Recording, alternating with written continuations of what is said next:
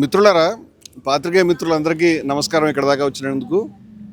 ఈరోజు ఇందాక ఒక గంటన్నర కావచ్చేమో, 2 గంటలు కావచ్చు, సాయంత్రం 5 గంటలకి బీఆర్కే న్యూస్ ఛానల్లో నన్ను ఒక లైవ్ డిబేట్కి మన యాంకర్ మధు గారు పిలిచినందుకు నేను అక్కడికి వెళ్ళడం అనేది జరిగింది.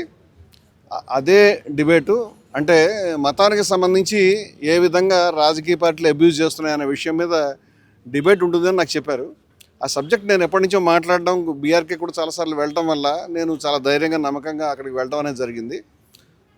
ఆ యొక్క చర్చ ప్రారంభంలోనే నన్ను చెప్పమని అన్నప్పుడు నేను కొన్ని విషయాలు చెప్తూ కొన్ని ఫొటోస్, దృశ్యాలు చూపించి రాజకీయ పార్టీలు ఏ విధంగా రాముడిని, కృష్ణుని మతానికి సంబంధించి ఉపయోగిస్తున్నాయి వాళ్ళ ప్రయోజనాలకి అనేటువంటి దానికి ఉదాహరణలు చెప్తూ ఈ బొమ్మ చూపించానండి. ఇది ఒక పేపర్ కటింగ్. ఇది ప్రధానమంత్రి మోదీ గారు ఇటీవల హైదరాబాద్ వచ్చినప్పుడు ఆ పార్టీ కార్యకర్తలు, వారి అభిమానులు కావచ్చు, దీంట్లో కృష్ణుడి యొక్క విశ్వరూప సందర్శన చిత్రం అండి.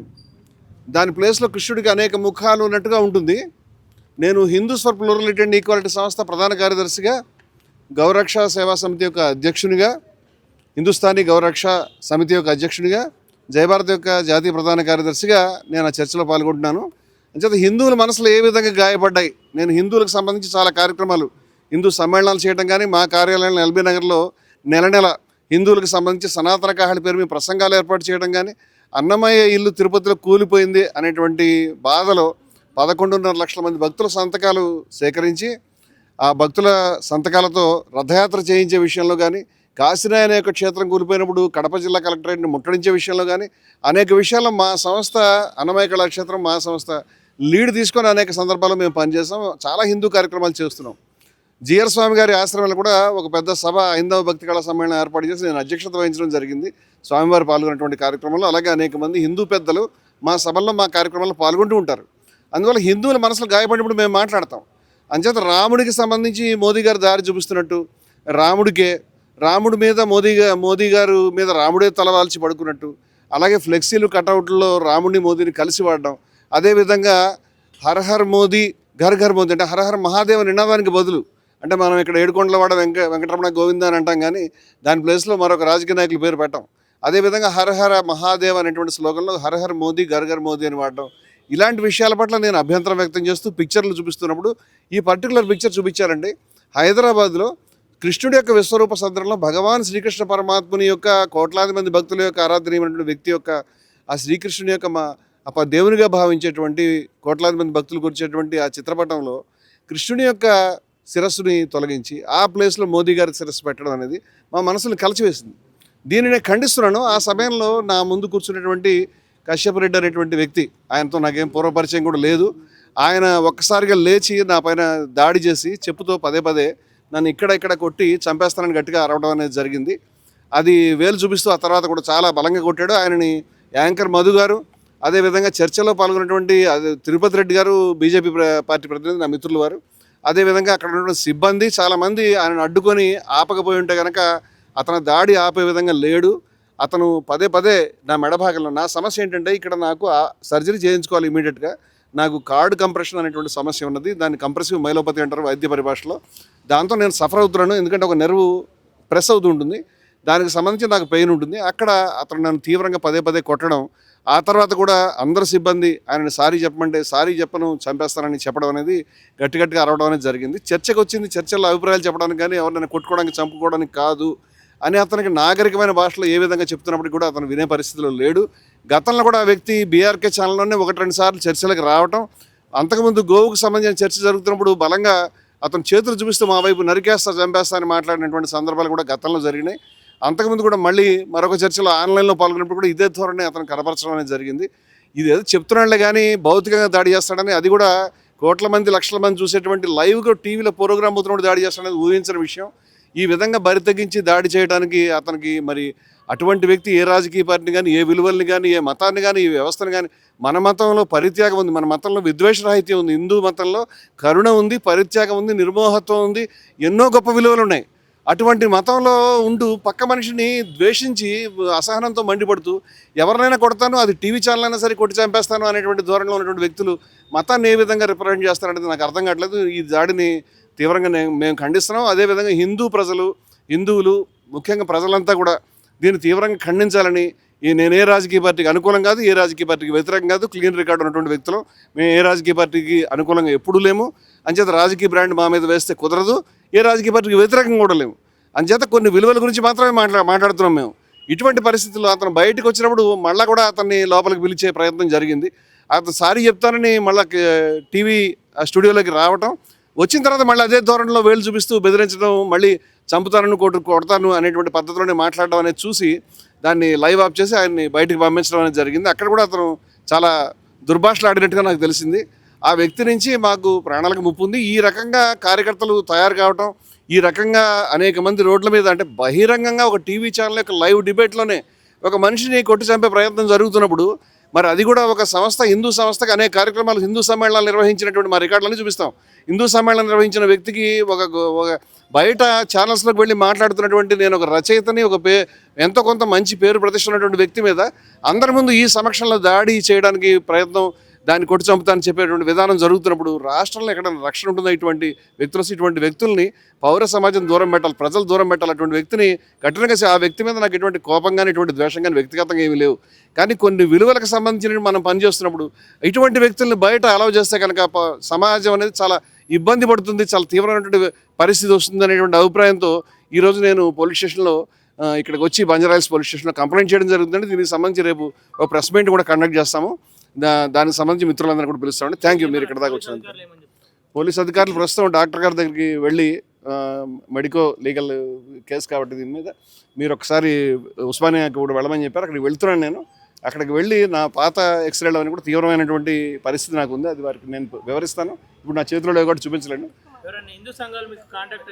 మేమే హిందూ సంఘం అండి. నేను హిందూ సంఘం, అనేక మంది హిందూ ఆచార్యులు, అంటే ఇప్పుడు నేను ఇక్కడి నుంచి టీవీ నుంచి ఇక్కడికి వచ్చే కాసేపట్లోనే చాలామంది మాట్లాడుతున్నారు. చాలామంది కూడా రేపు స్వాములు, ఆచార్యులు, మఠాధిపతులు, పీఠాధిపతులు కూడా మా సదస్సుకి వస్తారు. ఆ ఒక్క హిందువులే కాదండి, ముస్లింలు, క్రైస్తవులు, ప్రజాస్వామికవాదులు, ప్రజలు అందరూ కూడా వస్తారు. ఇప్పటికే రాష్ట్రంలో అనేక చోట మిత్రులంతా కూడా దీన్ని చెప్తా ఉన్నారు. మేము వాళ్ళందరితో కూడా రేపు ప్రెస్ మీట్లో మేము అందరి ముందు ప్రజెంట్ చేయగలుగుతాం. నమస్కారం, థ్యాంక్ యూ. ఫిర్యాదుతోనే ఆపుతారా లేక ఇంకేమైనా కార్యక్రమాలు తీసుకునే అవకాశం ఉందా? దీన్ని ప్రజలకి చెప్పడము, ప్రజల ముందు చెప్పడం తప్పితే మేము పోయి అతని మీద దాడి చేయలేము, లేకపోతే మేము పోయి అతన్ని వెంటాడలేము, మేము ఎవరినైనా కొట్టడానికి ప్రయత్నం చేయలేము. అందుచేత అటువంటి విధానం మనది కాదు. కేవలం ఈ విషయం ఇలా జరుగుతోంది చెప్పడం. ఒకవేళ దీనికి సంబంధించి మా కార్యక్రమాలు ఆపే ప్రసక్తి లేదు. చంపినా సరే వెనక్కి తగ్గేవాళ్ళు. మా మతం అనేది నిర్భయత్వాన్ని బోధిస్తూ ఉన్నది. యతో వాచో నివర్తంతే అప్రాప్య మనసా సహా ఆనందం బ్రహ్మణో విద్వాన్ నా బిభేతి కుతశ్చనేతి. బ్రహ్మ యొక్క ఆనందాన్ని తెలుసుకున్న వ్యక్తి ఎక్కడికి ఆ వాక్కు మనసు వెళ్ళలేదో అటువంటి బ్రహ్మాన్ని ఎవరైతే సాక్షాత్కరించుకుంటాడో ఆ వ్యక్తి దేనికి భయపడడు అని మా ఉపనిషత్తు చెప్తూ ఉంది. భయపడద్దు అని గీత చెప్తూ ఉంది, మా ధర్మం చెప్తూ ఉంది. అని చేత భయపడం, ప్రాణాలు ఇస్తాం, మా తలక ఇస్తాం. ఈ ఉన్మాదాలకు వ్యతిరేకంగా రాజకీయ పార్టీలు మతాన్ని ఉపయోగించుకోవడానికి వ్యతిరేకంగా నా శిరస్సు అర్పించడానికి, చచ్చిపోవడానికి సిద్ధంగా ఉన్నాను, కానీ వెనక్కి తగ్గడానికి సిద్ధంగా లేవు. దీన్ని ప్రజల్ని చైతన్యపరిచి మతాన్ని, విలువల్ని, ధర్మాన్ని రక్షించుకోవడానికి ముందుకు వస్తామని తెలియజేస్తాను.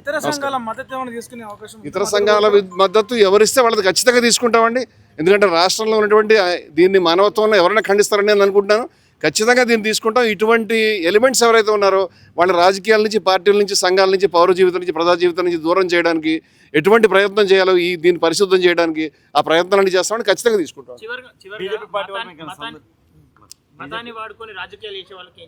మతాన్ని చేసే రాజకీయాలు చేసేటువంటి పెద్దలకి నేను నమస్కారం చెప్తాను. ఈ పార్టీ ఆ పార్టీ కాదు, అందరూ వాడుతారు. హిందూ, ఇస్లాం ఏదైనా కావచ్చు. మతాన్ని ఉపయోగించుకుని రాముడిని, కృష్ణుడిని, అల్లాని, ఖురాన్ని ఉపయోగించుకుని రాజకీయాలు చేయకండి. చాలా నష్టపోతున్నాము. మీ రాజకీయం మీరు చేసుకోండి, మీరు మంచి ప్రయత్నం చేసుకోండి. మీరు ప్రజలకు ఏం చేస్తారు? కరెంట్ ఇస్తారు, వీధులు, మంచి మంచి వీధులను వెడల్పు చేస్తారు, లేకపోతే ఆరోగ్య సౌకర్యాలు, విద్యా సౌకర్యాలు, అవన్నీ చెప్పండి ప్రజలకి. మీ కార్యక్రమం చెప్పి మీరు ఓట్లు వేయించుకోండి.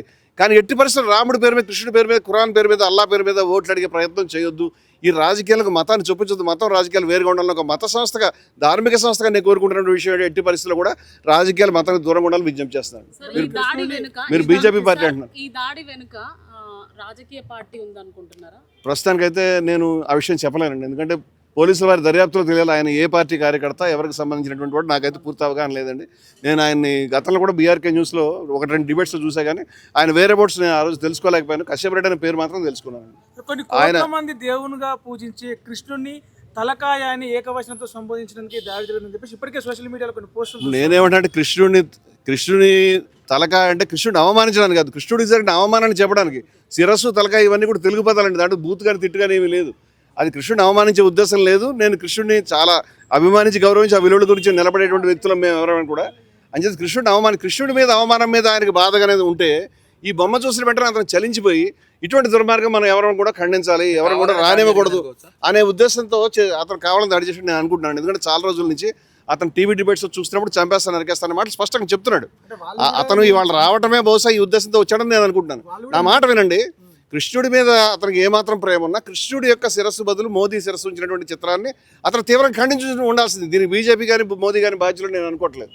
ఎందుకంటే ఇది ఎవరో తయారు చేసినటువంటి చిత్రం, అది మీడియాలో వచ్చినప్పుడు మేము చాలా బాధపడ్డాం. నేను ఇటువంటి చాలా చూపించాను. అంచేత నేను అనేది ఏమిటంటే దీన్ని అతను ఖండించి ఉండాల్సింది. అతను కృష్ణుడి ప్రేమ ఉంటే అది నేను చేసినటువంటి దాంట్లో లేనటువంటి అర్థాన్ని అతను వెతికేటువంటి ప్రయత్నం చాలా తప్పు.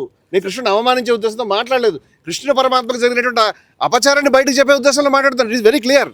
కృష్ణుని తల అట్లా చూపించడం ఇది మొదటిసారి ఏం కాదు. ఇంత ముందుకు సినిమా హీరోలు రకరకాల వ్యక్తుల ఏదైనా అభ్యంతరం అండి. నేను పదే అనేక సందర్భాల్లో ఇటువంటి దృశ్యాల్ని ఇటువంటి చిత్రాలని నేను అనేక సార్లు సోషల్ మీడియా డిబేట్స్లోను ప్రసంగాల్లోనూ నేను దీన్ని ఎత్తి చూపిస్తూ తప్పుపడుతూ ఉన్నాను.